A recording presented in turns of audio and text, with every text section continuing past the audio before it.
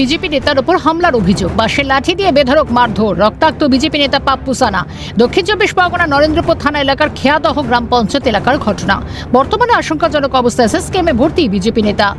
সূত্রের খবর, বুধবার ঘড়িতে প্রায় রাত 2টো পূর্ব যাদবপুর থেকে কয়েকজন যুবক গাড়ি করে এসে বিজেপি নেতার উপর হামলা চালায়। অভিযোগ, সংস্কৃতি আর্ট গ্যালারির সামনে থেকে ফেলে মারধর করে দুষ্কৃতীর দল। ঘটনায় তৃণমূলের দিকে অভিযোগ এটির বিজেপির। এ প্রসঙ্গে সোনারপুর উত্তরে বিধায়ক দেবাশিস ধর বলেন, তৃণমূলের গুন্ডা বাহিনীরা কখনো শুধরাবে না, তবে তারা যদি না শুধরায় তাহলে ভবিষ্যতে তাদের জন্য কঠিন সময় আসবে। সন্ত্রাসটা কিন্তু তৃণমূলই চালাচ্ছে।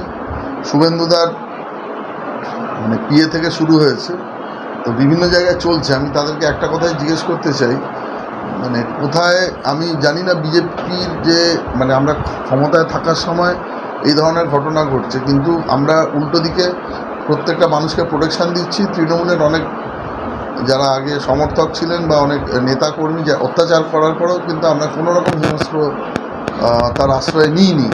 কিন্তু এই যেটা আপনারা চালাচ্ছেন, আইনগত ব্যবস্থা তো আমরা নেবই, কিন্তু এদেরকে যদি বন্ধ না করেন তাহলে কিন্তু অনেক কঠিন একটা সময় চলে আসবে।